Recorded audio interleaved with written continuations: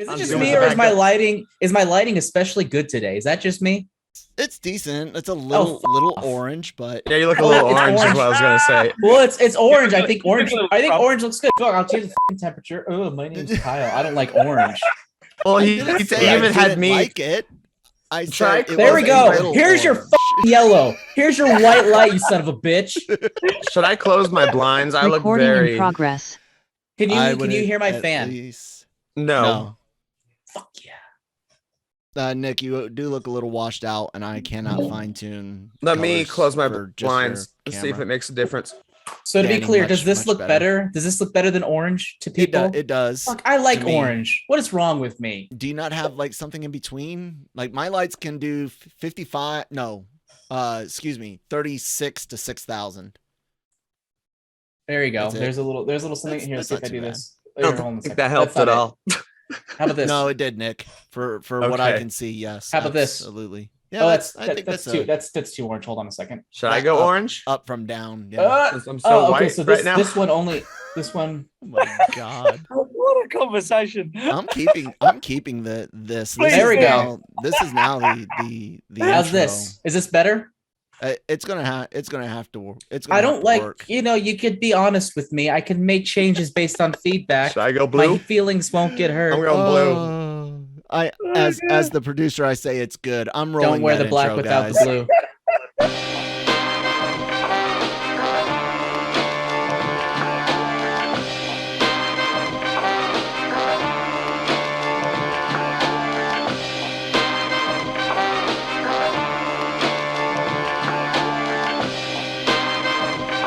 Hello, everyone, and welcome to Breaking Geek Radio, the podcast.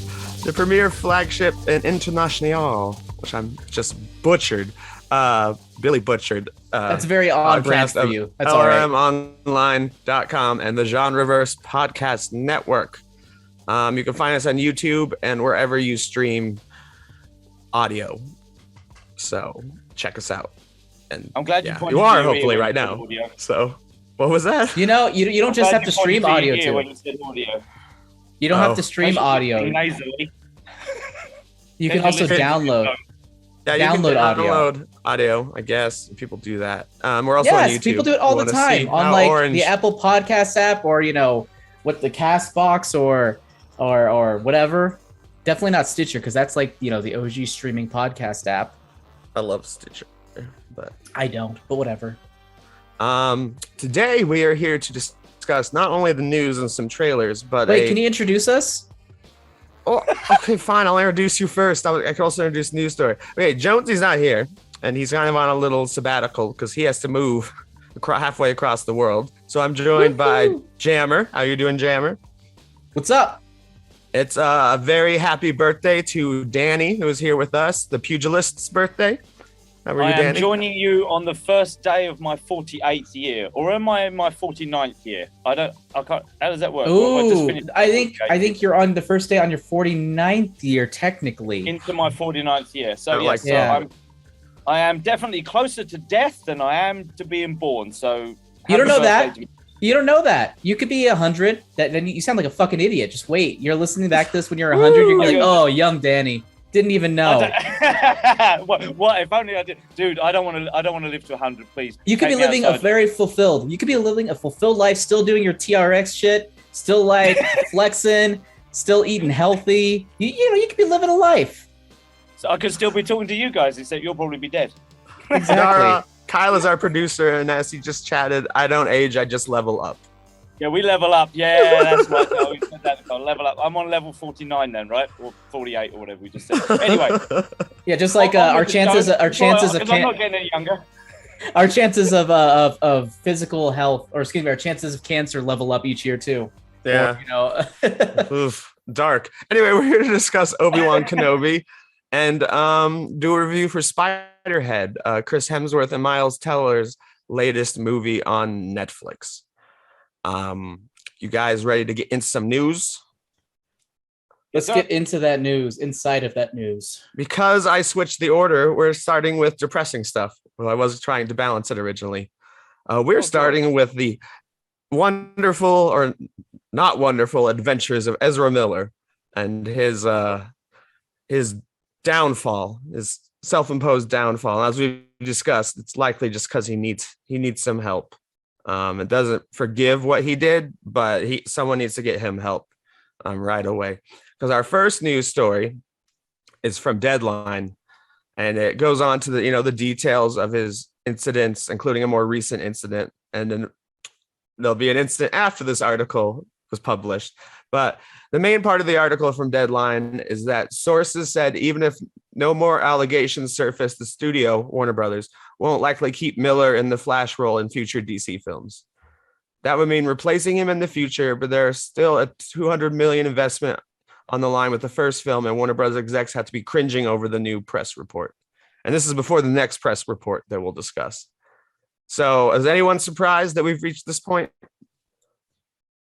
No, I mean, actually, you know what? I mean, depends on what you mean by that. Had you told me 2 years ago this would be happening, I would be surprised. Yeah. But now I'm it's just, I mean, no, it's become part of, he's doing worse and worse things. Danny might be leveling up his age, but Ezra Miller is leveling up his fucking weird ass shit.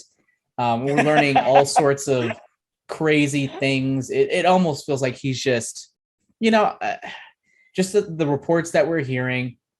It's like he's living in his own little world. Stories about him supposedly protecting a woman and her child from the husband, but also get to that. having, I guess, random AK-40 or random assault rifles strewn about his house, and having, I guess, the baby having access to them. As the next part, it's just bizarre. It's weird. It's literally like something out of a movie. Yeah, it's like out of a movie, like those ridiculous things that just sound weird. It sounds made up. It sounds made up. Yeah. Because here's the other thing. Since the Hawaii incidents, which we've discussed before, and before the events we're going to discuss next, which happened after the sources said this. Really quick. I want to correct myself. Ezra Miller's gender identity is they, them. Slipped my mind. Oh, yes, I forgot. And part of that's here. In addition to that, the Daily Beast had reported there was a temporary harassment prevention order this week. So, but even again, before the next story we're going to discuss, from a 12-year-old and mother in Greenfield, MA, which state is that? Massachusetts, against the actor after Miller allegedly menaced the family and acted inappropriately towards a non-binary child. So again, this is before this article, which Warner Brothers is considering. The sources say they're not going to work with him again on the Flash, but I assume that also includes Fantastic Beasts and whatever they call the next one. I don't see him going like at all. He's not our Flash, but we'll keep him in Dumbledore. Like that it makes no sense. He's not doing any Warner Brothers business anytime soon. He's probably not doing any business anytime soon. Yeah. But I mean, his career is done. Danny, thoughts on this part before we get to the most recent incident? Yeah, I'm not. Your question was, am I surprised? And I'm not surprised with what they're doing at the moment. It's just a question of what's going to happen this week now, rather than is anything going to happen. So, so I'll let you get on to the next piece of news because it all ties in together, but I'm not surprised by anything anymore. Sadly, I'm not surprised. And I mean, I think it's also detrimental towards trans people as well, or people with non-binary gender identities, because it seems like everyone seems to be like trying to, or some people seem to try to be associating his erratic behavior with that identity. And that's just disservice towards people who are, just slowly but surely becoming honestly represented in our world in a way that's not just what's the word I'm looking for? Reductive. Okay, so that article was published on, I believe, the 17th. And we didn't do a show last week, and it was published after we would have done our show last Friday, because I believe last Friday was the 17th. Then the more recent story, the sources said if nothing else happens, they probably still wouldn't have him back. The most recent story, which I can't read in its entirety or quote because apparently I need a subscription to Rolling Stone, and I've looked at Rolling Stone too often, but I remember the story. That came on the 23rd. So 5 days later, there was another incident. Ezra Miller was found on hit. Like a source complained, and at Ezra Miller's, where he's living on his farm, he has a woman with him and her children. And apparently he has guns all over the property that aren't locked up, just all over the farm. And the source who came forward even said he once saw a baby with a bullet in his mouth, like not shot, but like baby, playing with a bullet, putting something into their mouth like babies do. So here's my question about that. And here's how I feel. I think at this point, Warner Brothers needs to reshoot The Flash, because I'm not going to see a movie that gives residuals to Ezra Miller. At this point, he's like a Kevin Spacey or a Bill Cosby. It's like, I'm not giving him any. I wouldn't watch The Flash for this podcast unless he was recast. Really quick. What are your guys' thoughts? Before we get into that, producer Kyle did post the relevant section of the Rolling Stone article. So I'll go ahead and read it. Oh, perfect. Ezra Miller has been hosting a 25-year-old mother and her 3 young children at their Vermont farm, a living arrangement that worries the children's father, as well as 2 others with knowledge of the situation. Rolling Stone has learned 2 sources with knowledge of the situation expressed concern to Rolling Stone that it is an unsafe environment for the children, alleging there are unattended guns strewn around the home on Miller's 96-acre property. One source, who, like the other, requested anonymity for fear of retribution, recalled an instance where one of the children, a 1-year-old, allegedly picked up a loose bullet and put it in her mouth. But the mother, who, like the father, Rolling Stone is not naming, claims that Miller had helped her escape from a violent, abusive ex, and Miller, quote unquote, helped me finally have a safe environment for my 3 very young children. So a little bit of conflicting stuff there, but we don't necessarily know how. There's also a quote in there where she not only defends that part, but she's like, "Oh, the guns are only in places around the farm that the kids don't go." Oh, there's more. Thank you, Kyle, by the way. Let's see here. The father, here's what the father says really quick. I have a bad feeling in my stomach. I do not want to get my kids. Excuse me. I do want to get my kids. They mean the fucking world to me. And then the mother, The mother says she's still living Miller's farm with the children. The 2 sources who confirm seeing children there with their mother describe it as a chaotic environment that is unsafe for children. Video footage from April reviewed by Rolling Stone appears to show at least 8 assault weapons, rifles, and handguns lying around the living room, with some weapons propped up next to a pile of stuffed animals. Oh, shoot. I guess I can say shit on this. Yeah, I know. I was like trying to keep it clean, but I'm like, nah. Yeah, it's a strange and bizarre thing. This is a stupid comparison, but in my mind, I just imagine, based on all of this, do you remember Breaking Bad? How you had that little story arc where Jesse bought that house and then slowly turned it into like a junkie den? Yeah, he bought his parents' house. Oh, was it? Yeah, his parents' house. I just imagine that as his house. Then it's 96-acre property. I have no idea how you make it messy, that whole 96-acre property. That's a lot of space. So I don't know, but that's it's just a visual I have in my head that's not accurate, not based on anything real, but it's just where my mind went. So do you guys think they should reshoot The Flash and remove him? Even though it's super expensive, but otherwise, I think they're headed to release a bomb, because I don't think anyone's going to want to see Ezra Miller if they're paying attention. Or do you think that's also incorrect? Do you think they'll still make money because it's The Flash? It's a good question. I mean, I don't think it's going to make gangbusters no matter what at this point. Can they reshoot it? I mean, what can they do? I think they should just... I mean, I don't think they're going to. Okay. There's no way. This is not like All the Money in the World situation with Kevin Spacey and Christopher Plummer. That's a much smaller role, obviously. Much smaller role. And it was a surprise that they were able to do that. Imagine doing it where he's probably not only in every scene, but multiple iterations of him in every scene. You would have to reshoot basically the whole movie, like Solo. That's like an extra, not even like Solo, more than Solo. That's like an extra 150 to 200 million dollars. That's I'd say release it on HBO Max. Okay, release it on HBO Max. Yeah, I can't see them reshooting it. I think probably the execs at Warner Brothers are thinking, "Fuck! I wish we'd released it months ago before any more stuff kept coming out and not pushed it back."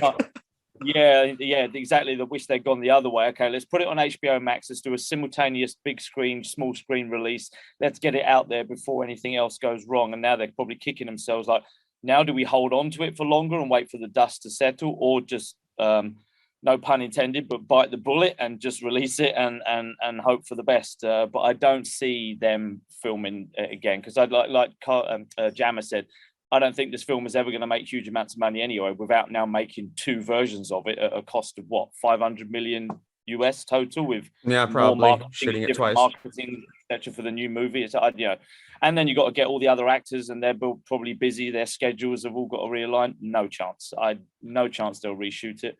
So no, I think they'll either hold it or dump it and on HBO Max and just cut their losses, so to speak. Do you think there's a chance that they're just going to not release it ever? No. What do you guys think?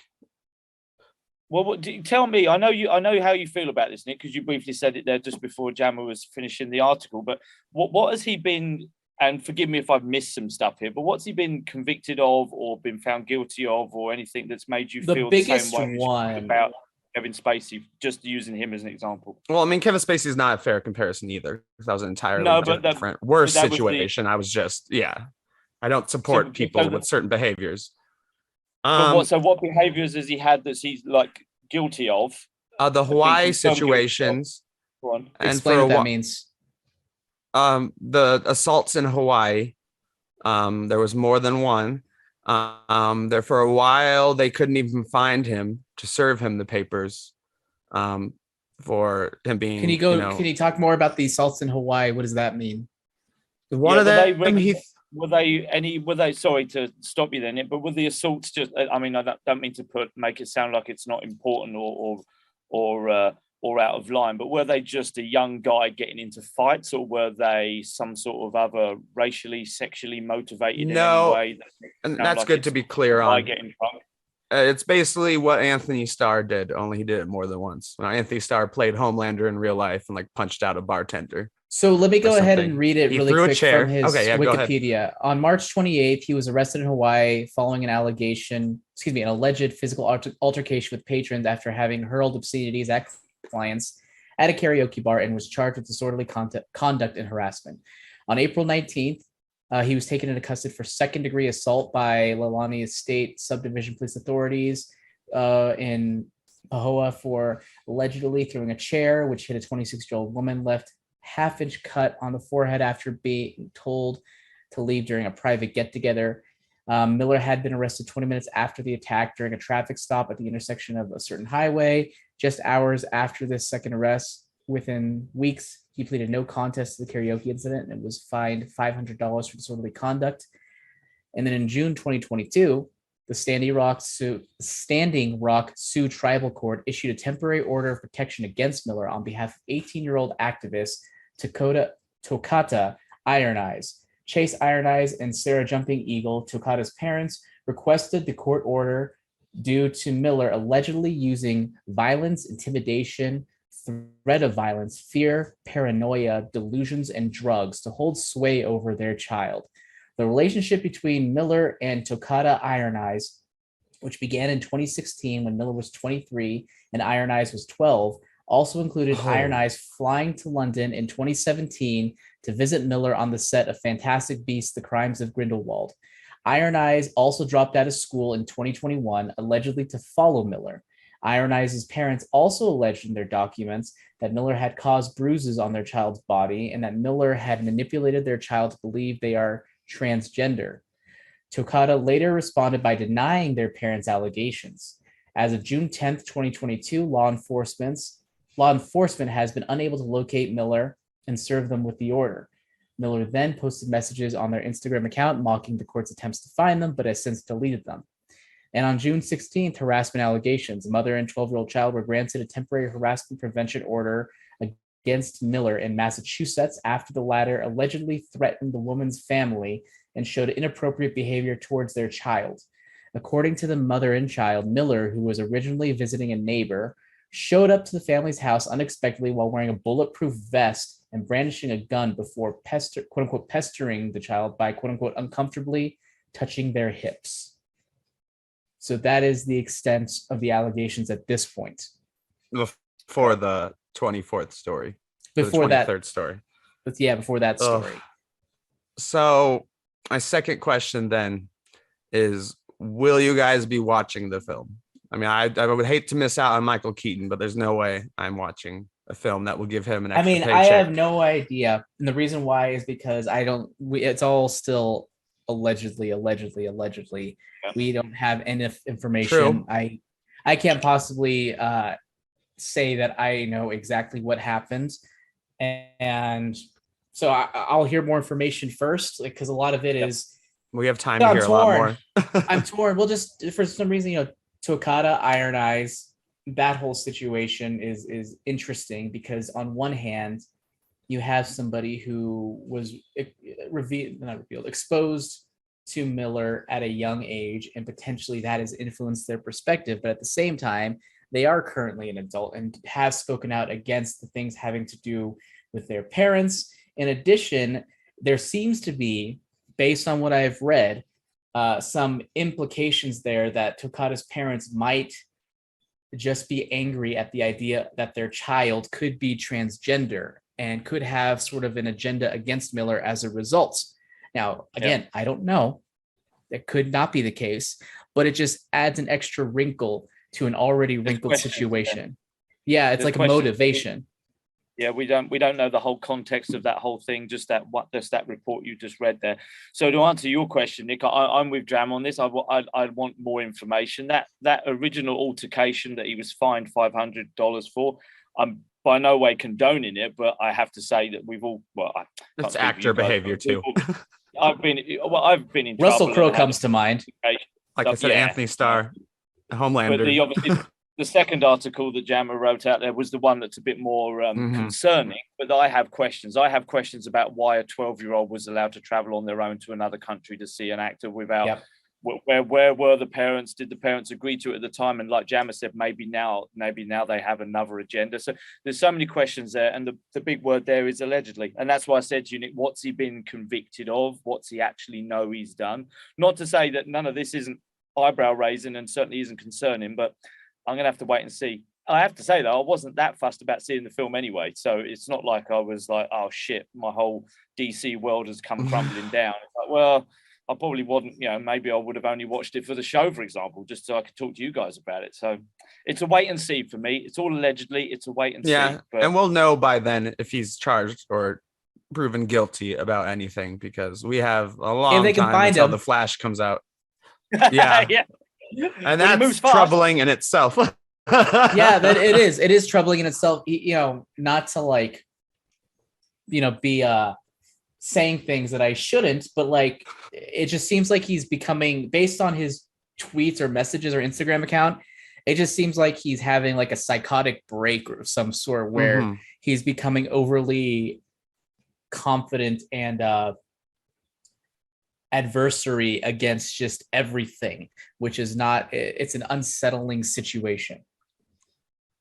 Yeah, I guess I would agree, wait and see, but it doesn't sound like someone I would. It doesn't sound great. Want to support. Yeah, the odds are not in his favor. Honestly, up until June of this year, I easily would have been like, yeah, sure, I'll watch the movies. Yeah, it sucks that he's fighting around the world and all that stuff. And that's more common, and it's not good, but even as Dan, people get into bar fights all the time, and it's not like that's a terrible person.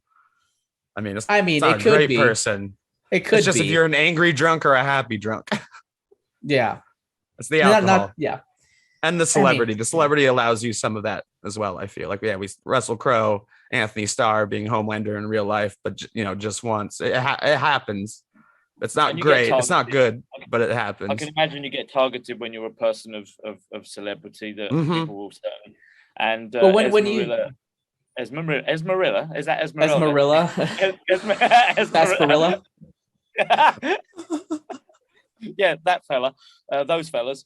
It makes him more of a potential. I want to use the word target, but that doesn't make it sound quite so focused. But I can imagine it does draw attention to himself, and it must be difficult for him to go out and enjoy himself peacefully, etc. But yeah, wait and see. So wait and see for me. By the way, if you're listening to this, forgive us for the constant misgendering of Ezra Miller. We're all, I believe, cisgendered males. So apologies, unintentional. We recognize they or them. I just learned he was. I already forgot the term because I'm having a bad day. Non-binary. Reading these articles, I didn't actually know that before. Just because I don't pay attention to the celebrities' personal lives unless they're doing something terrible. Or it's we're learning. We're learning and adapting. So apologies and thank you for your patience, listeners. Yes, and I'm sorry. I'm sorry we started on the downer news too. I just had to switch the order. Yeah, get the fuck out of here, Ezra Miller. We're done with them. Yeah. Second, in DC news. Come on. Well, first of all, this is kind of a non-story, but it's kind of a story because I forgot they already announced Peacemaker season 2, which I thought was part of the news. But no, all the news says, unfortunately, that's not that exciting. Is that it will be the thing that James Gunn shoots once he's done with Guardians of the Galaxy Volume 3. So, any thoughts on that at all, or what we want to see in season 2? I'm curious when we're getting the Suicide Squad 2 or 3, however you want to call it. It seems like he's very focused on the HBO Max side right now, between this and the spin-offs, other Suicide Squad spin-off series where we still don't know which characters that will follow. And we've speculated on that in the past and what we wanted to see on that. So yeah, that is an interesting point. I have no idea what I want to see. I was not expecting to see things exploding and a giant cow being milked and things flying Space up cow. and I was not expecting any of the awesome shit that we got in the first season. So I'd rather not just speculate and go James, go and give me some more of that weird ass funny shit with a great rock and roll soundtrack. Go for it. I have no idea what to expect.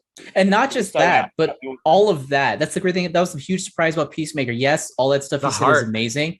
Not just the heart, but just the character study aspect of it. Like he took the character seriously. He gave him a great arc. He treated him like a human being. And I think that's something he has a penchant for doing, is taking these horrifying people and giving them full-rounded personalities. And to the point where I remember, watching Vigilante and being like, oh God, this guy is going to be the worst. He is like one of the best characters in the show. So sweet if you're not breaking the law. So likable. So likable. Yeah. He just does a fantastic job. So yeah, like all for this. What do I want to see? I don't know. I don't know shit about Peacemaker. That's true. Just give me James Gunn. I want to see Kite Man if Kite Man wasn't murdered by Peacemaker. The article says he was apprehended, but there are lines in this series where like I don't have any supervillains because I don't let them live long enough to go to Arkham or Bella Reeve. So cool. Yeah, I believe in James Gunn. I'm sure we'll get something fantastic. Funny with heart, characters we don't expect. Maybe the Condiment King, even stuff as wacky as that. Please, yes. I really want to see the Condiment King. We could basically get, the Calendar Man as well. That could be another good one. He could bring his brother in. Yeah, who already played him for like a line. Did he play? Oh, you're right. He was in the Suicide Squad. I forgot about that. Bring him back. Maybe Crazy Quilt. Crazy Quilt. They already. I was gonna say Polka Dot Man, but they already did Polka Dot Man. So, from DC, let's move to Marvel. Kevin Feige has some things to say about. I guess he's kind of implying it's Phase 5, but I'll read the article in a bit. I'll read that. Here's the quote from Kevin Feige about the future of the Marvel Cinematic Universe, MCU. As we're nearing the end of Phase 4, I think people we'll start to see where the next saga is going. I think there have been many clues already that are at least apparent to me, or where this whole saga, sorry, I'm having trouble today, guys, is going. But we'll be a little more direct about it in the coming months to set a plan so audiences who want to see the bigger picture can see a tiny, tiny, tiny bit more about the roadmap. Danny, Yes, what sir. do you think he's referring to, since we have plenty of clues, he said? Well, I couldn't tell you what these clues are. I'm going to leave it to better people like you and Kyle and people like that to tell me what clues I may have missed. I can't help but be thinking that he's like just trying to calm a few people down, like me. I can't, because we've discussed that, like, it's going everywhere. Multiverse stuff. Yeah, what are you doing? What the fuck are you doing? I can't help but thinking he's doing a little bit of damage control. And so, okay, no, don't worry, don't know. We know what we're doing. We do have a plan, and we've littered bits of clues around, and I can see people scurrying around in his back office looking for clues that they've put in the films that they can pretend are clues leading to a giant picture. Or, like I say, I trust people like you and Kyle with greater knowledge of the Marvel universe to tell me things that I have missed in these previous films. He's not done enough to convince me that he knows what he's doing. I am on record many times going, I'm not a fan of the multiverse thing. That's certainly not inspiring me at the moment. Secret Wars, I would be much more interested in if they had just gone that route, because I know a little bit about that and I'm interested in that. But I know you guys have discussed that on our sister shows, Marvel Multiverse Tuesdays, or whatever it's Marvel Multiverse Mayhem. That's what Marvel Monday and Tuesday, whatever. But I know you guys have discussed it, and I know you guys have got more input on it. But for me, it's a little bit of a little bit too much. I need something a bit more substantial to get my teeth into it. So who knows? We've got a couple of films coming up that I'm actually looking forward to, not least being Thor. That one I'm super excited about. And maybe there'll be a bit more of a clue that I can actually recognize in that one. But I lean on you, and I lean on Kyle and Jammer for my Marvel stuff. And he does mention in a couple of months we should know. I don't know if that means there'll be a big announcement, like kind of like when they announced Phase 4 and all the projects we still haven't even seen from Phase 4 that might become Phase 5. We've got conventions coming up, right? And we got conventions coming up. So I was assuming it was at one of those. I know they haven't got a stall at San Diego, but I'm sure they're going to use that platform to tell us something, right? Yeah, I assume so too. Otherwise, I was going to say that if he's referring to the movies, maybe not at San Diego, Kyle is saying, but they did that whole Disney Plus or Disney shareholder meeting a few years ago. D23. Oh, the shareholder meeting, right? Where they gave all the, that was where they showed all the logos for all these shows and movies that we haven't gotten a lot of yet. But same with Star Wars. It's like some of those projects are years out that they announced that. But Star Wars doesn't have phases necessarily. And Kevin Feige in the past has even talked about there's not really a need to say phase anymore, even though he's mentioning the end. We're nearing the end of Phase 4.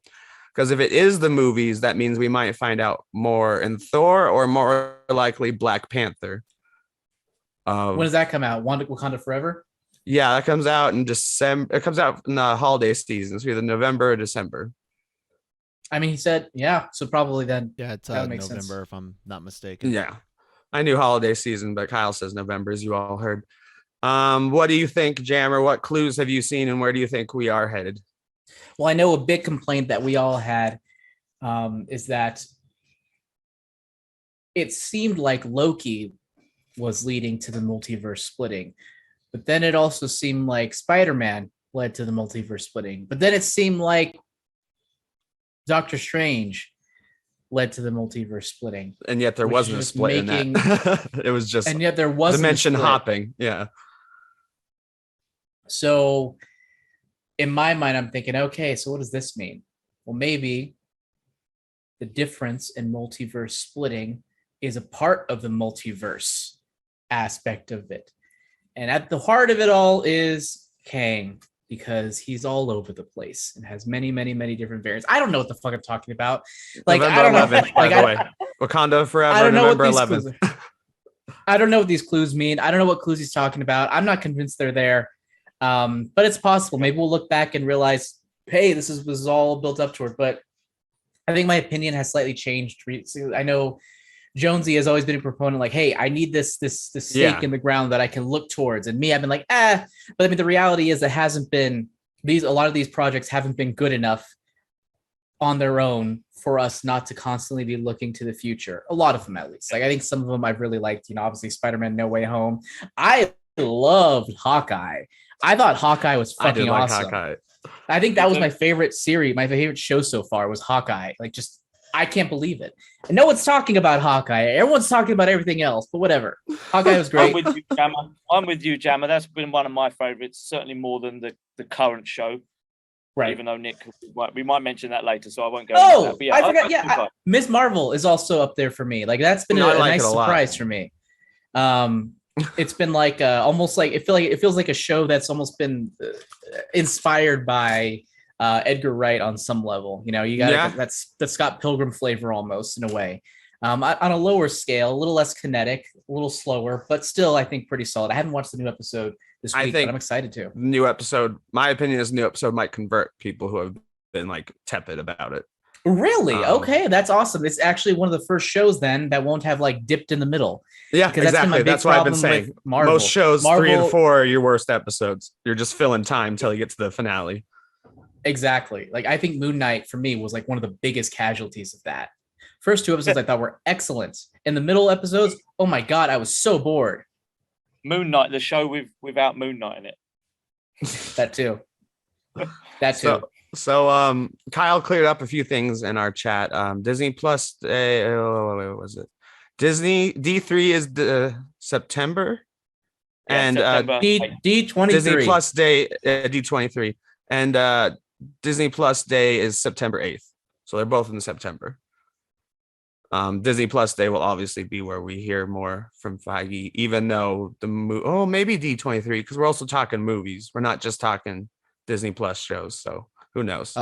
So Disney Plus Day is on the 8th, and D23 Expo is the 9th through the 11th. So I would expect both. Yeah, 2 Marvel presentations, maybe. Here's our Disney Plus flavor and Star Wars. We can talk about Disney Plus and Zootopia and all that, and then we'll talk about Phase 4 and the movies. I do think I have 2 theories. I like Danny's Secret Wars theory, because that is would be the next logical step in the multiverse. We know it exists. We've seen different multiverses, even though everything hasn't broken. And so maybe now we're going to smash some universes together in order to like bring in the X-Men and Deadpool and that, because we need a reason why the mutants haven't been there. Like, it can't just be the mutants have been hiding out the whole time. It's got to be the mutants were in a different, and it can't be that they were created by the snap, because they need history. It has to be more of they've been on different universe and now they're being smashed into ours, which is Secret Wars. The comics basically smashed the Ultimate Universe into the 616, Earth 616, which allowed Miles Morales, who was an Ultimate Spider-Man after Peter Parker, to come into the universe, as well as some other characters. So I would bet on that. Otherwise, I think our next big bad is Kang. And I think we'll be seeing him in Ant-Man and the Wasp, which I believe was either swapped with Black Panther or just pushed to early next year. Because that's where he was originally announced to be. And then obviously they announced it so far in advance because they had cast him and they were going to use him in Loki. And of course, Loki season 2 is already shooting and coming out next summer. So maybe that's where we'll learn a lot of the direction, because it still kind of confuses me the way they did it with breaking the timeline and also there being multiverses, not really being clear on if they were really that related at all in Loki. Because Loki really didn't seem to impact anything else. Oh yeah, Ant-Man Quantumania. Ant-Man and the Wasp Quantumania is February 17th, 2023. So I think when we see more Kang, the announcement will obviously reveal a lot, but I think we're getting some Kang combined with some smashing of universes, because that also might be how they could organically bring in the Fantastic Four and Doctor Doom as either new characters, or I think Kyle and I, or someone I discussed, I think Kyle who said he'd like to see them like brought from the 60s or something, like they went into space in the 60s. Yeah, something like they're in the accident sends them in a different way where time just moves differently. And so here on this earth, 50, 60, 70 years has gone by. Doom gets dumped out somewhere halfway between and ages a bit. For them, it looks like maybe 5 years, 10 years, something like that. I think that'd be kind of cool idea. Yeah, I like that. Yeah, that's what I thought. So are we good to move on to some trailers before we move on to some reviews? Let's go. The first trailer we want to discuss is Bros. And I really want to discuss it because it's, I think, the first super mainstream, produced by Judd Apatow, directed by Nicholas Stoller, who did Neighbors and Forgetting Sarah Marshall, gay romantic comedy with Billy Eichner, who's been a fantastic gay actor, from Parks and Rec to Billy on the Street to even being in Neighbors 2, which is probably one of the reasons Nicholas Stoller is directing it. But it's about it's a typical kind of Apatow-ish comedy. They never say his name, but he's the producer they're referring to, and it's like the producer of this and this and this. His movies have gotten a little more serious, and they've always been emotional. So like not just stupid comedy, but serious. And it's about Billy Eichner's character is gay, but he's not into having relationships until he meets like a super hot guy who he thinks is out of his league. And they kind of start as friends, and it seems to become a relationship. And he always plays neurotic characters. So he's like, oh my God, he's so much more attractive than me. Like, what can he see in me? Do I need to be more of a bro to be with him? What did you guys think of the trailer? Yeah, I thought it was fun. I was going to say, I'll go first because Cameron's got his mouth full. Yeah, I was going to say pretty much the same thing. It does look like a lot of fun. I particularly like the should we say the self-referential humor to it as well, the self-deprecating stuff. I really enjoy that when it comes to comedy like this, because it means that they're not necessarily taking themselves too seriously, but they do take the subject matter seriously. So that's what I'm enjoying about what I got from and that's what good comedy is at the end of the day. It's and so I was impressed by it, particularly the first opening scene when they were all arguing in the new LGBTQ museum. Oh yeah. You get a day, we only get a month. When are we going to get? And then it was a throuple and all that. And I'm like, why people only get a week? You guys get a whole month. It's like, well, that month passed and no one talked about lesbian month. Exactly. I love that stuff because it's addressing real issues, real social issues that we have at the moment, but doing it in a way that is very, very comedic, but very self-referential, but at the same time, very tongue-in-cheek and very fun. So I like that crossover in the comedy. So based on what I've seen, it looks like a lot of fun. I doubt very much I'm going to get to see it on the big screen here in the Middle East, though. I think that's a right assumption. If I can't see fucking Lightyear because of something or whatever, then there's no way. I've seen that shot. It's so short. That's ridiculous. I don't even get me started on that. But yeah, so if we are going to review it for the show, I may have to find alternate means of being able to view that movie. But I do want to watch it. The trailer has me interested. Jammer? Yeah, it looks super funny. I do like that we're at the stage right now where we can't have fun romance or romantic comedies with same-sex couples that aren't super serious, if that makes sense, because it's just a standard romantic comedy, standard tropes, just same-sex couples. That's exciting. The movie just looks really funny as well, as Danny said, really poking fun at themselves, but at the same time, it just looks so much fun. And Nicholas Stoller is, I believe, the director who directed Forgetting Sarah Marshall. Yeah. And, he directed one of my all-time favorite comedy, Forgetting Sarah Marshall. If you haven't seen Forgetting Sarah Marshall, it is excellent. Highly recommended. Oh, shut up, Kyle. Kyle's... I think the Neighbors movies are better than Forgetting Sarah Marshall. I think you're high, but get him to the Greek. Been when I watched all of them. Thanks, Jammer, because they are. But I mean, I think they're sequels. I mean, or prequels. They got the same characters. Again, to the Greeks, a semi-sequel. It's a sequel, but even though Jonah Hill plays a different character, it was a missed opportunity. He should have been the same character. I don't know why he wasn't the same character as he was in Forgetting Sarah Marshall. Funny character in Forgetting Sarah Marshall. Russell Brand wasn't he? Russell Brand was the same character. They even referenced his ex. One thing I was disappointed about. Does anybody know? This is really invasive here. Does anybody know if Nicholas Stoller is gay? The reason why is like at first I was just like, can't they get like a gay director for this? It was co-written by him. That was the other thing. It was co-written by Billy Eichner, which is good. It's Billy Eichner's project, basically. But I mean, I don't know anything about Nicholas Stoller, so he could be gay for all I know. But it just seemed like a good opportunity for, a gay director to take the helm there. But I don't know. Either way, this movie looks like it could be a good time. I'm a huge fan of romantic comedies. We haven't had very many of them in recent years, so I'll definitely be seeing this. And maybe not in theaters unless it's for the show. I feel like romantic comedies, I'm not really a theater watcher for those, but I'll watch it in streaming when it comes out. I'm sure we'll do it for the show. I mean, it seems like a high enough profile and important enough one to do for the show. But it seems like it depends. Like if it's coming out the same weekend as like Wakanda Forever, we're not going to watch it. And we're watching Wakanda Forever instead. Okay. Oh, he is a straight. Nicholas Stoller straight, and Francesca. Or he could be bi. We don't know. Yeah, true. I just want Carl to find the definition of spuse. You can't see the chat. Lovely listeners, you can't see the chat, but there's a word that we've just mentioned amongst the four of us. Oh, is that the definition? Is that the dictionary definition? Spuse means to adjective get bent or go get bent. All right. We have one more trailer to discuss before we get on to Obi-Wan and Spiderhead. Stranger Things finally released they only had like 4 weeks in between them, but they released a full-length trailer for Volume 2, which we get next week, a week from today. And it has a lot of new footage, even if we're not going to get into big spoilers, but if you've seen even if you haven't seen the first half of the season, it's basically like minor spoilers. Eleven needs her powers back. In the trailer, Brenner tells her that she's still not ready to help her friends. And the other half of the voiceover is Vecna.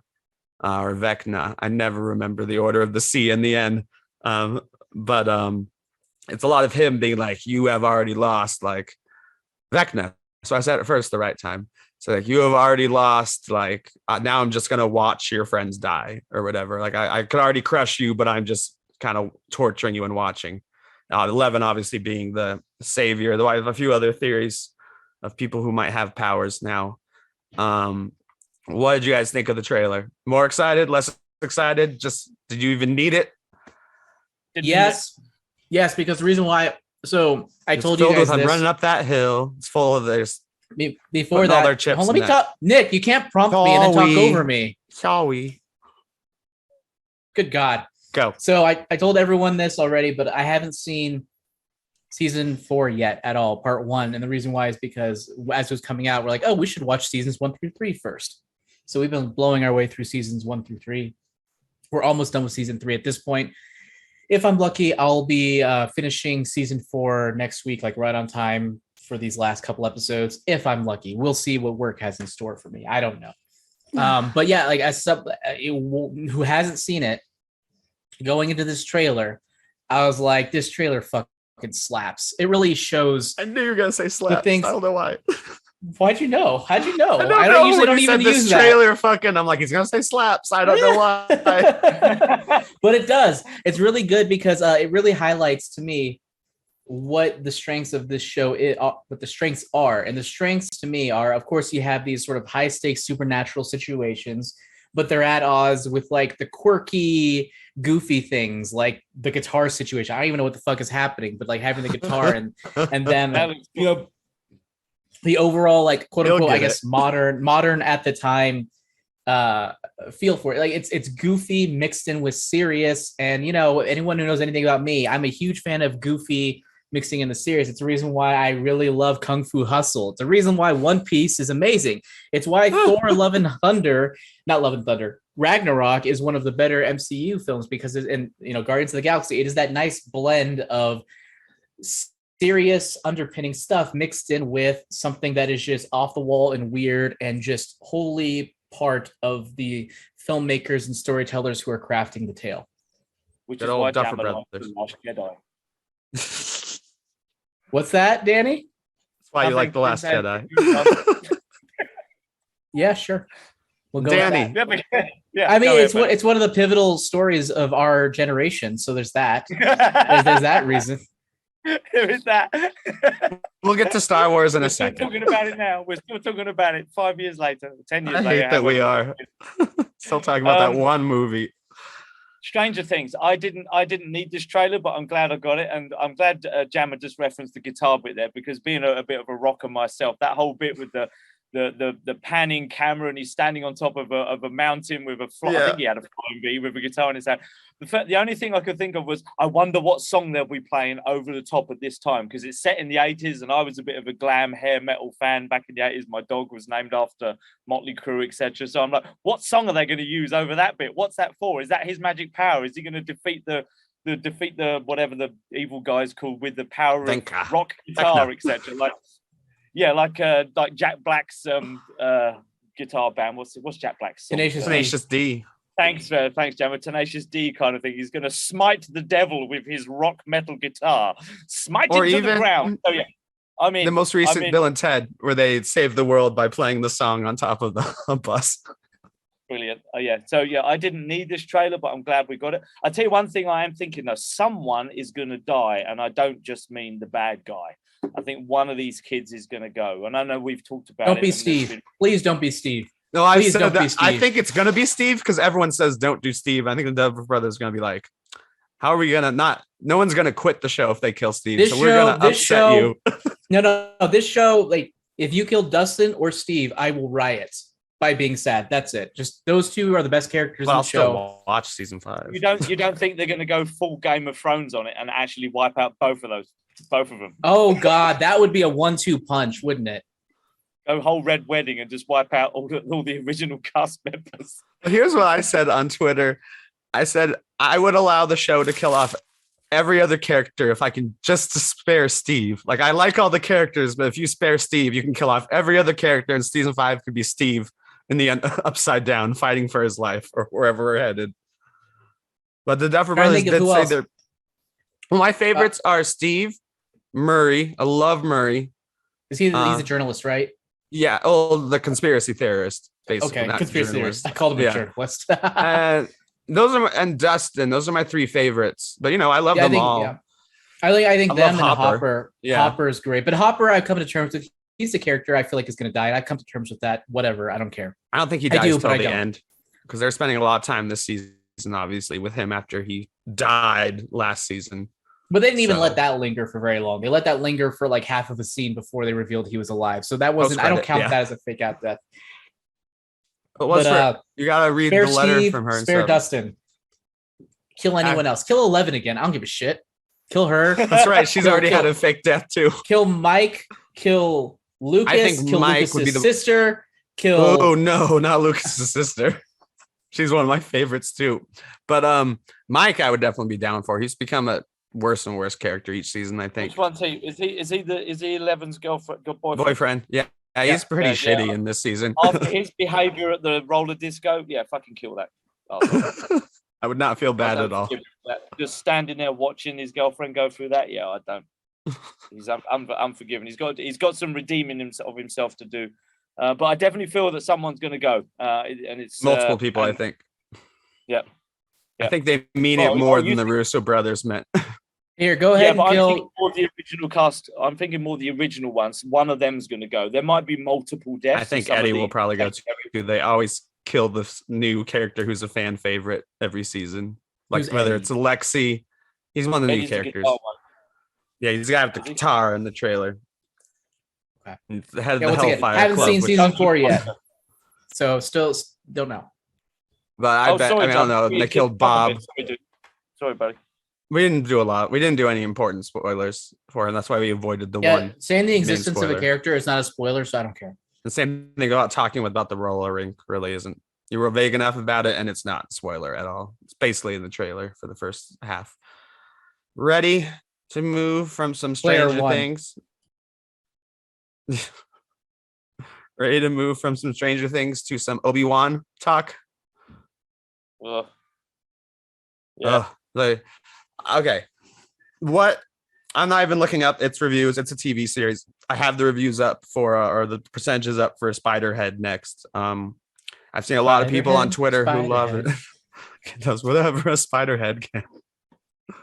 Just terrifying. It can bite you. Oh, there wasn't enough head in that movie. We'll get to that.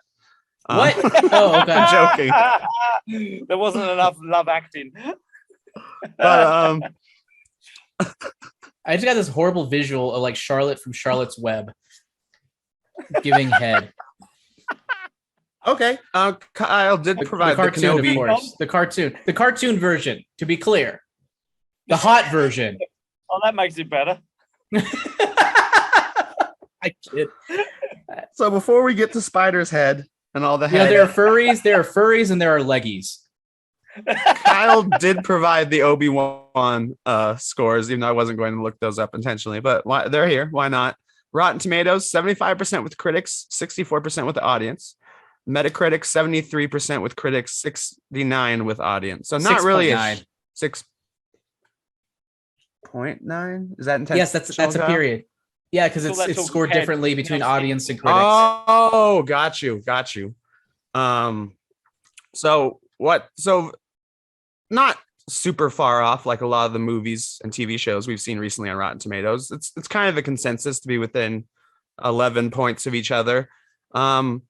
What did you guys think of the season overall? And we can probably mostly discuss the finale, which I felt didn't even save the show, but it was the best part of the show. Yeah, what he said. Like it's literally there's nothing. It's not offensively bad. There's nothing that's crazy, but it's just to me it epitomizes the problem with these shows. They're so drawn out. They feel so drawn out. It feels like should have been a 2-hour movie. Efficiency in storytelling has been mitigated for a lot of these shows. I think I mentioned this a few weeks back whenever I was on last, where it just each scene only really accomplishes one thing. You know, you're not faced with rapid storytelling where a scene accomplishes things on multiple levels like you do with a lot of the Star Wars movies. It's literally just like, and this scene happens that accomplishes this, and the next scene happens that accomplishes this. It just almost we're feels being like spoiler free right now, so sure, cut and paste from end to end to end to end to end, and not really weaving each of those aspects into multiple scenes. It just makes it feel stretched thin, shallow. And I think that's also hindered by the filmmaking, which we mentioned before, between the awkward blocking, which seems to be a result of the volume filming, like a real limitation that's kind of showing itself here. I think it works better with something like The Mandalorian simply because of its episodic-ish nature. Mm-hmm. But it really just gets pulled and tested with something like Obi-Wan that tries to be a bit more ambitious, but ultimately fails. There also is a big problem when it comes to my suspension of disbelief, characters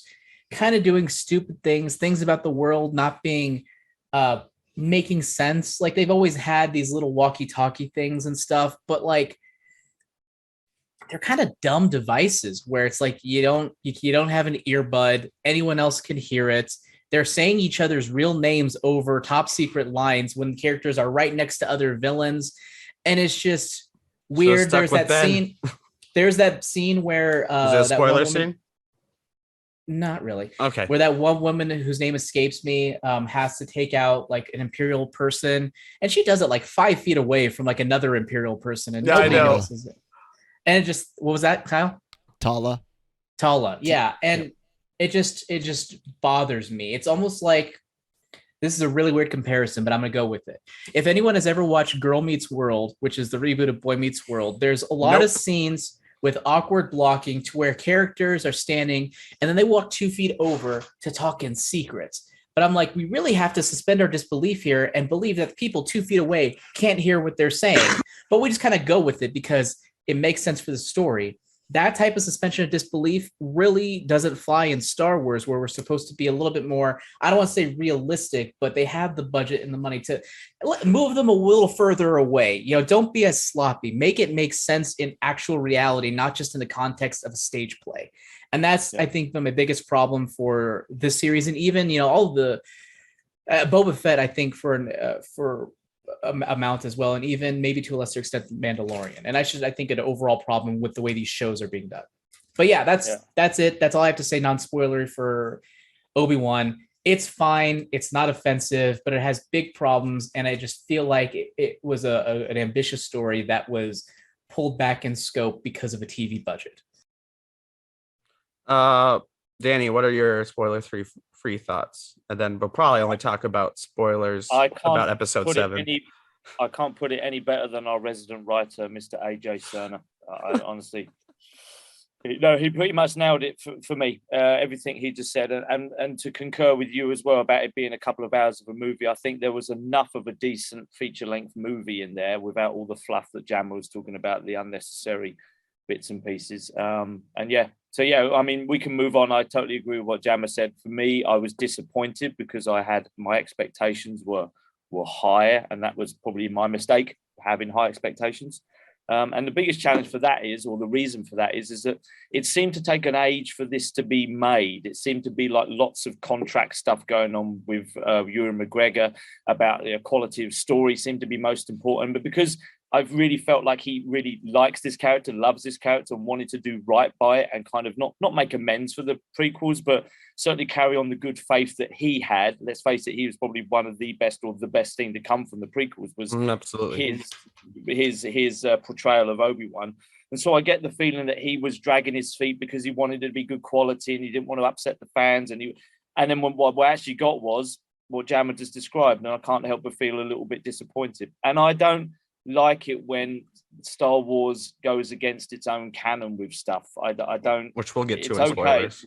Yeah, and I lean on Kyle and Cam a lot for this stuff. But if we're to say, right, everything we've seen in the movies is now canon, then why are you not following up on that? If you've set the rules for your universe, that's fine. I'll suspend disbelief, but don't go fucking with them now, because that's when you're going to take me out of following it. You set the rules, I'll believe them. Same as the Hogwarts rules and world. I mean, it's a weird and wonderful how the spells work and don't work, but don't then change the rules during your films, because then I'm not on board anymore. You're just bullshitting me. So disappointed I am, but it's not that bad. I'm just disappointed.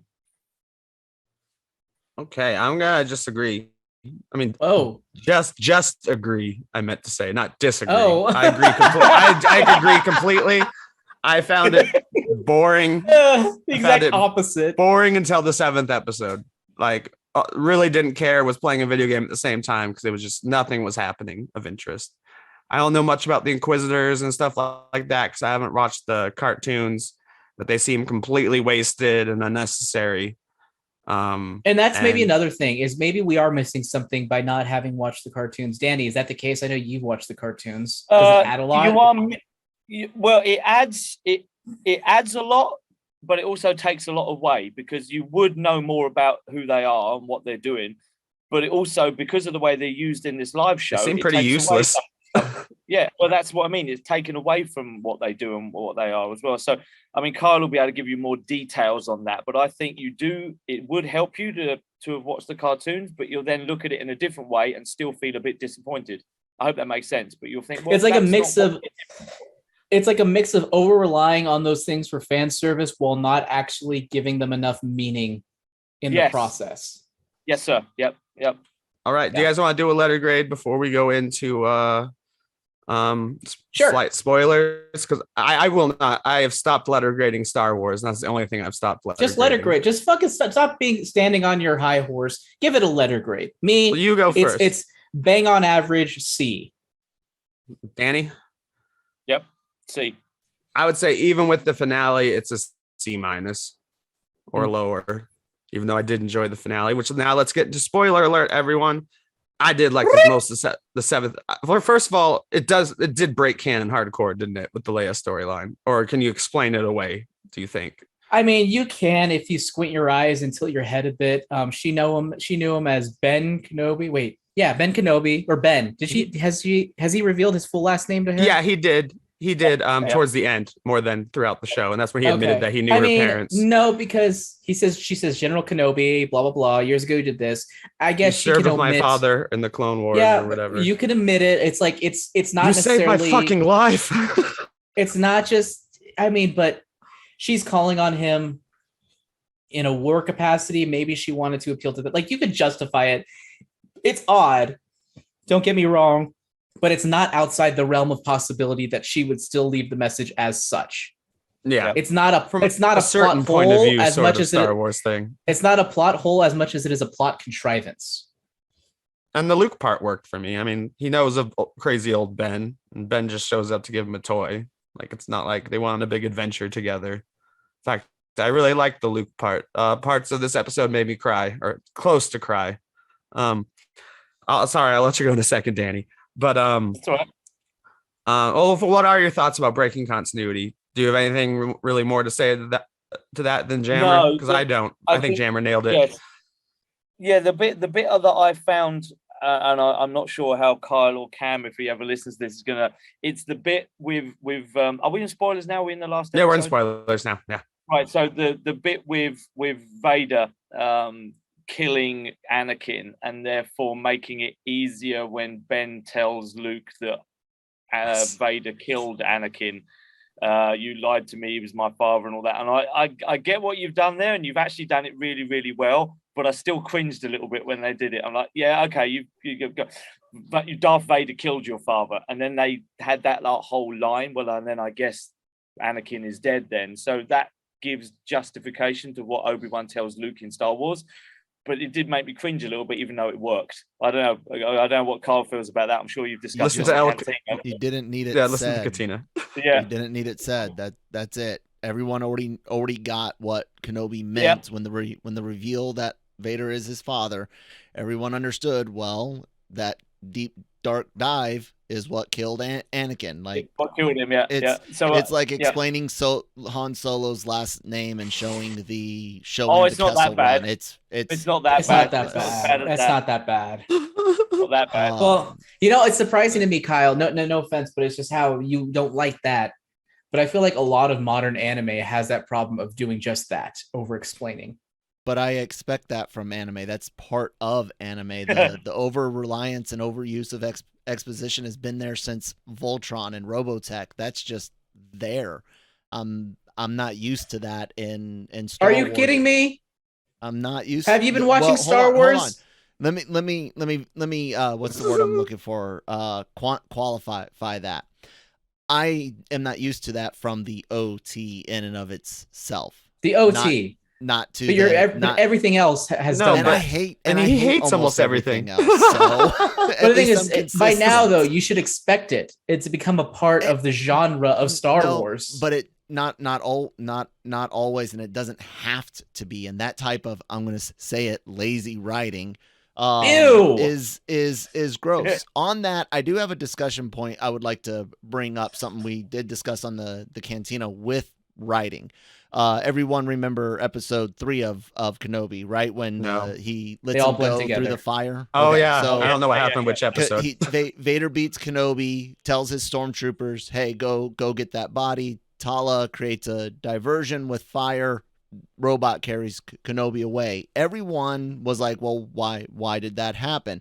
There was two camps. One, for some reason, he couldn't use the Force over it. And then you see in later episodes, he's pulling rocks and pulling ships. The other one was, he was toying with him, or he was disappointed in his former master's performance. And he wanted to fight a real Kenobi, or that he was toying with him.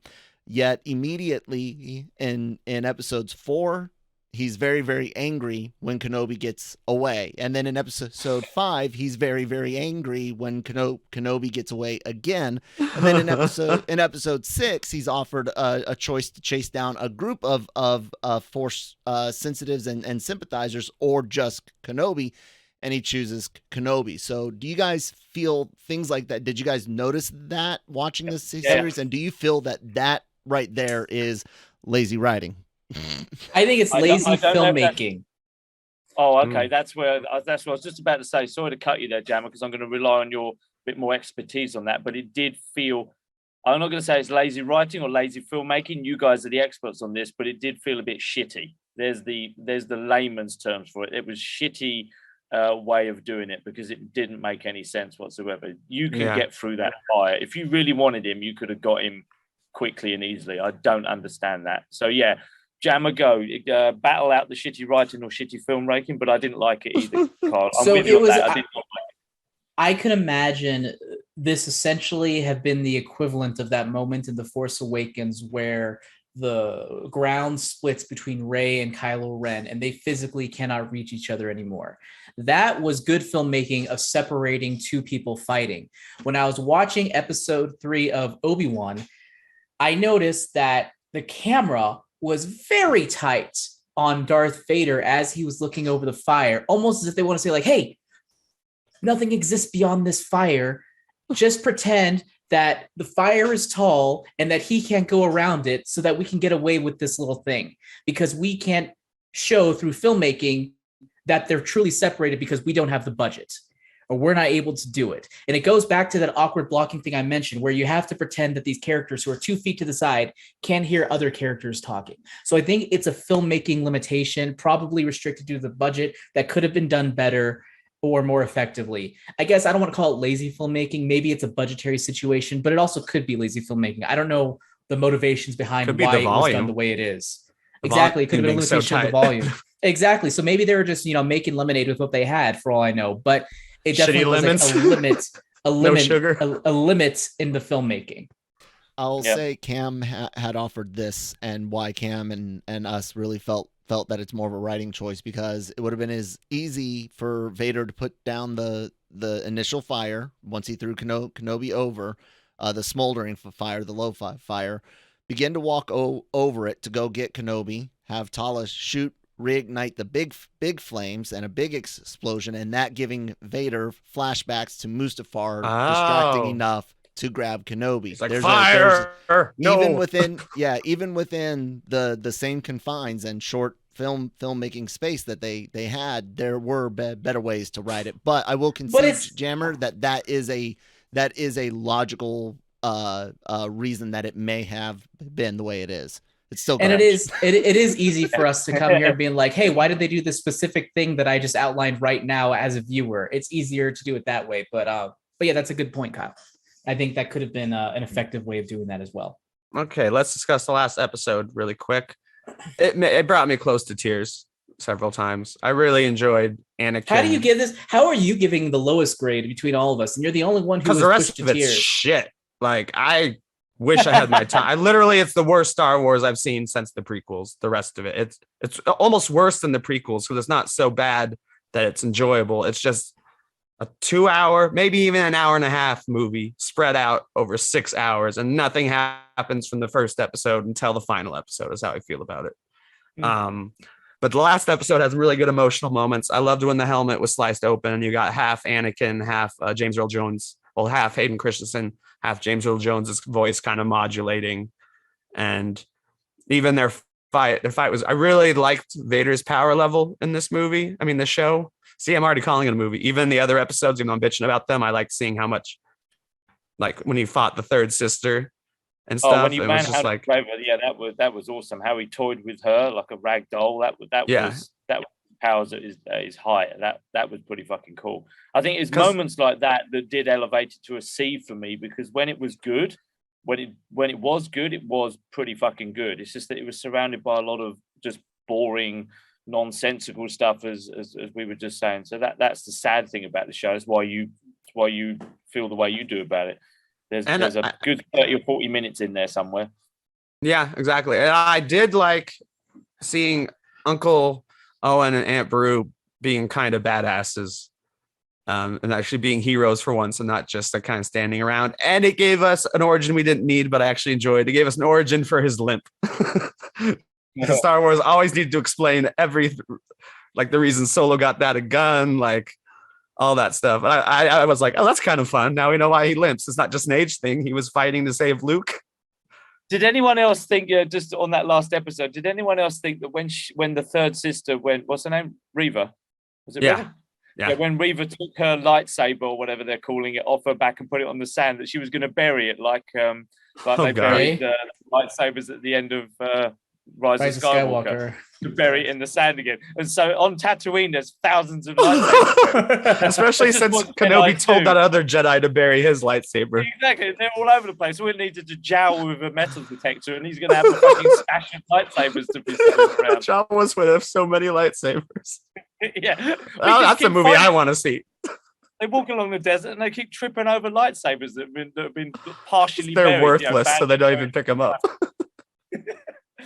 But yeah, as soon as she laid it on the sand, I thought she's going to bury this, isn't she? This is what you do. But yes, I like the bit with the auntie and uncle. I like the way that they defended Luke, and they weren't just hapless and helpless. They actually put up a bit of a good fight.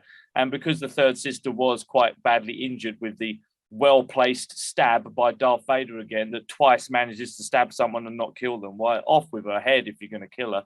I thought so. That made her. Qui-Gon died by just getting him in the chest. Oh well, the fact but it was perfectly okay. All right, it's Star Wars. Let's not overthink it. But yeah. So we carry on, Nick. I think I jumped in on your thoughts. No, that's all I have to say about it. I did like the scene with Leia getting the holster and him talking to her about like the strengths of her mom and the strengths of her dad, and him meeting Luke. Hello there, just briefly. Those are some other scenes that made me, and they used the Imperial March finally and the Twin Suns theme. So I was happy they kind of connected it closer to A New Hope. Jammer, any other spoiler thoughts about what you thought about the last episode of the series? Not really. It's pretty mediocre. I mean, I don't know why. Why did it make you cry? Yeah, just the emotion with Vader and him when his mask is all cut up, and hearing the original theme and him saying goodbye to Leia, that kind of stuff. But I didn't even fully cry. I almost cried. It relies. You just said you cried like 3 times. I feel like I almost cried 3 times. Okay. I mean, I just don't like the over reliance on intertextuality between us, where it's like, if you hadn't seen any of those things, it's not going to mean anything. But if you have, it's I don't like. Isn't that a lot of stuff? I want to move on to Spiderhead as quickly as possible because we're pretty deep into the show. We'll probably talk a lot about of things. I think it's not the best things. Like Avengers Endgame, I think mostly stands alone. Well, at the same time, I was kind of bringing that up. It's like, unless you've had this journey with Tony Stark, you're not going to have the same emotional impact. But you're going to still have great emotional impact. Like, I think you're going to have great emotional impact on many of the key moments in Avengers Endgame, regardless of whether or not you've seen the other movies. Okay. You may not fully get them, but I think structurally they all work very well in that self-contained movie. All right. Well, you got anything else about Kenobi? Nah, it's fine. Whatever. It's not for me. Let's give me that Rian Johnson movie again already. That's in peak Star Wars since and Taika, who's finally going to take potentially Star Wars outside of the stuff that we already know. If they let him. Please, Lord. If they let him. Going on to the movie we watched this week was Spiderhead. Came out last Friday on Netflix. On Rotten Tomatoes. It has a 42% from critics and a 32% from an audience. I knew it had bad scores going into it, but I still thought we should watch it and talk about it as a Chris Hemsworth, Miles Teller film. And a Metascore on Metacritic is 54 and viewers said 4.7. So personally, we'll start spoiler free. I am actually shocked it got that low of a review. I don't know if you guys agreed more with the reviews or not, but I enjoyed the hell out of it. I thought it was so much fun. There were a few questionable decisions made in the movie, and most reviews say it kind of it's a missed opportunity for a lot of stuff. But I thought it was a fun hour and 47-minute watch. It wasn't too long. It didn't overstay its welcome. I just have a few gripes we can get into with spoilers. But what was your guys? And I would review it a B-. What did you guys think? Wow. I can't give everything an A+, and it definitely wasn't. It's true. I was expecting you to give it an A. I thought it was a missed opportunity. I thought the third act was a little bit of a shame, a little bit of a letdown. But up to that point, I liked where it was going. It was an interesting sci-fi look at the world we're in kind of thing, and I was enjoying it up. But then it went a little bit it followed some regular, normal, seen it all before tropes in movies in the third act, and that's when I kind of tapped out a little bit. But I did love the soundtrack. I thought the soundtrack was pretty fucking cool. Yeah, that's one thing that elevates it for me. The music was so good. I would only give it another C. Okay. Much like the Obi-Wan show. Jammer?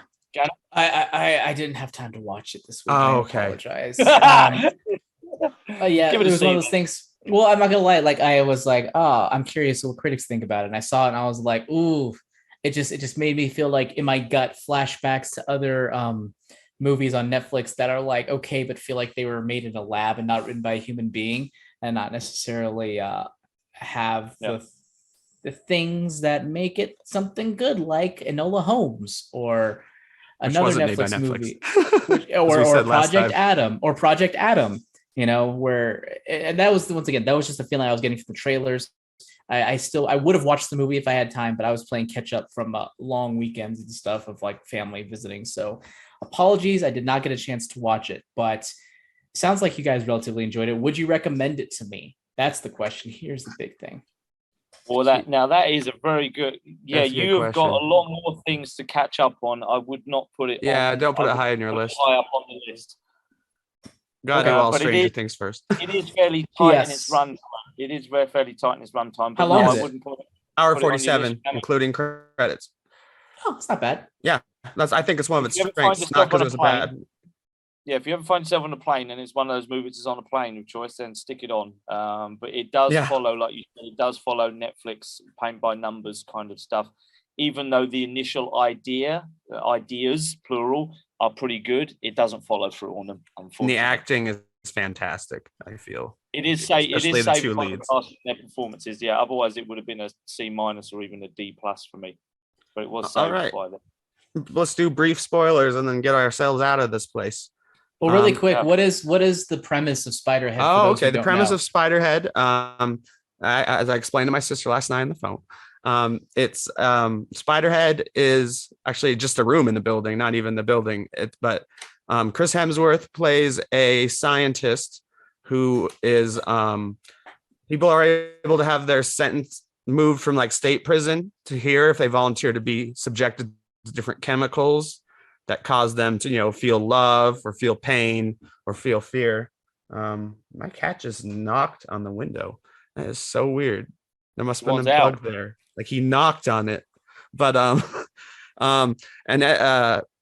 so all these people are here, and they've, Chris Hemsworth's very like eccentric, and it's a dancing around movie, and he loves his great soundtrack that the movie has, including "He Blinded Me with Science," which fits very well with the plot. And then Miles Teller is one of the people who was in a state prison, and he's volunteered to be there like everyone else. And it's a nice environment. Everyone has their own room. There aren't any guards. There aren't any cells.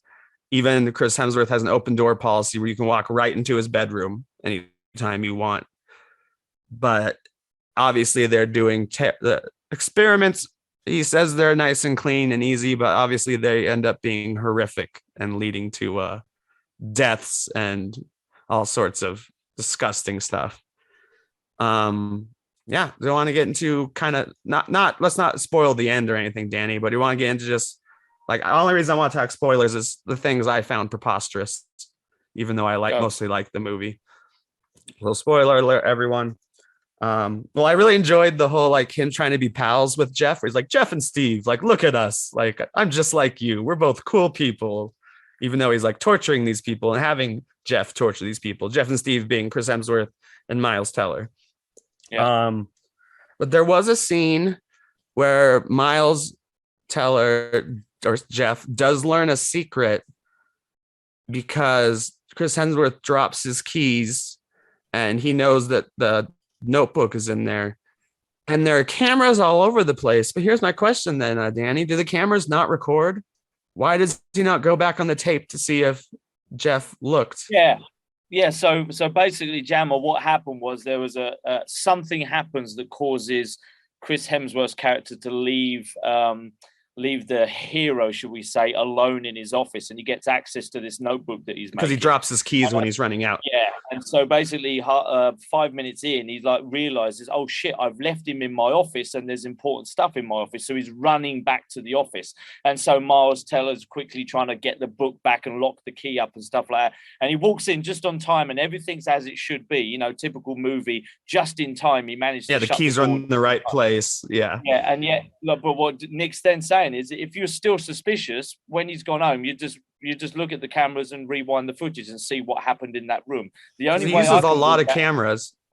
Yeah, the only unless way they don't record. There's not cameras in the office, but there's no way he wouldn't have cameras in the office because he does have that open door policy where the inmates are allowed in and out. The strange thing about the whole inmate thing, though, Jam, is he's like friendly women. It's very much an open prison. There are guards, but he can just walk around. Like Chris Hemsworth basically is he's the what do you call it? The boss of a prison. He's the warden. The warden. Slash right? scientist.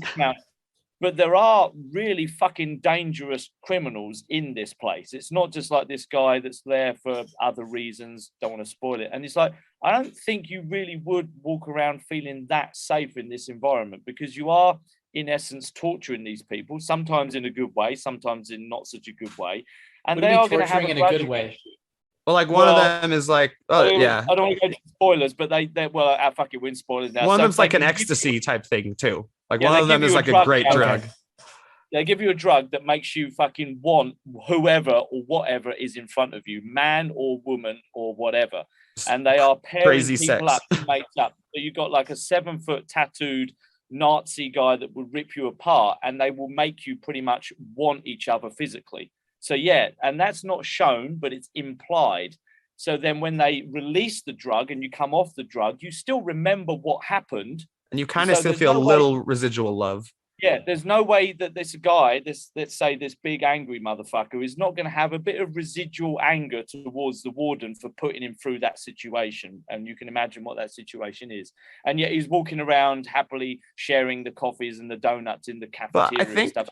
That's a little bit explainable because like they have to acknowledge each time, otherwise he doesn't inject them with stuff. Mostly things go crazy, obviously. Sure, but I acknowledge. And they're all afraid of being sent back to state. I want the hangover. Yeah, that's true. That, but that doesn't mean to say that exactly what they were setting themselves up for. Yeah, and at the same, I think as far as that big guy, he's smart enough to know that he doesn't want to go back to state. He's able to like watch TV and play video games and. But these concepts are really, really cool. I did enjoy this bit. You basically got this little drug pack that's connected to your spine jammer, and they control its dosage via an app on your phone. And Chris Hemsworth used one. Yeah, and has one because it's like full of ecstasy. He likes to have his happy drug all the time. So it's a nice concept. But then there's little things like, but he says at one point, don't knock or damage the pack because it's easily disrupted. Like, what? But you're making them have this weird, amazing, wonderful fucking sex. These things are going to get knocked off easily. It's not like you have to. So why did they make them so fragile if they're so easily affected by this stuff? So there's a couple of loose points in there, but suspend your disbelief because I kind of like the concept of it. Experimenting with drugs to control emotions. And that's basically what this prison is, so then they can make a shit ton of money by selling these drugs. And that's what the premise is. How we do it. My other main gripe, but again, it's gripes. This is a science fiction movie. Miles Teller could not hold his own for 30 seconds fighting Chris Hemsworth. Or even like when they're trying to escape at the end. I don't know. I watched Top Gun. He's pretty ripped. Yeah, but he's not... Yeah, but no one's Chris Hemsworth. No, but who knows how much of it is actual functional muscle versus glam? Yeah, and also there's a fitness thing here. Just being muscular doesn't mean say you can fucking handle yourself. That I've come up against some wiry guys in jiu-jitsu that aren't built like brick shithouses but can handle themselves a lot more. I think in this movie, Chris Hemsworth is into his fitness, so he looks physically good, but I don't think like real Chris Hemsworth. fighter. Yeah, I don't think in this one he's just aesthetically good. He's a CrossFitter. He's not a jiu-jitsu player. But even then, I guess they didn't need to explain it, but Miles Teller was suddenly this great fighter at the end as they were trying to escape the prison. Like, just like dodging, really ducking and dodging and fighting this other guy. And you're like, oh, okay. I guess he did have jiu-jitsu. Dip back to the muscle aspect. So going to a completely unrelated property or whatever, there's the Rock show, the Titan Games. Have y'all watched the Titan Games? I've seen an episode. So there was this one person who I think in season 2, does Danny remember the Farmstrong guy? Yes, the Farmstrong. Yes. So he was this guy from, I think, the South, maybe Texas, I don't remember, somewhere in the South. His body was like maybe just a little bit more toned than mine, just a smidge.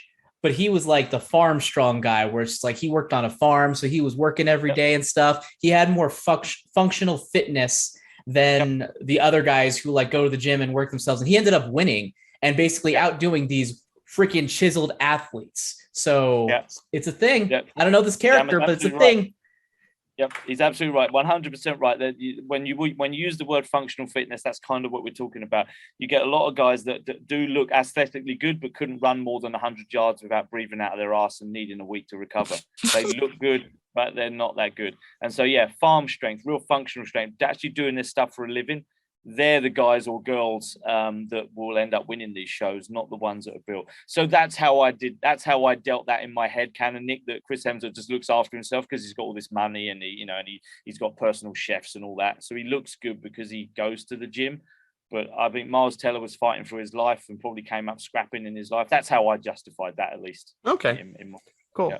And our last complaint was just there was a stupid voiceover at the end that was unnecessary. It reminded me of Minority Report, where it's like an overly happy ending and preachy voiceover, but it's not I don't know. I enjoyed it. Danny, did you have any particular things you wanted to discuss that shortcomings or favorites?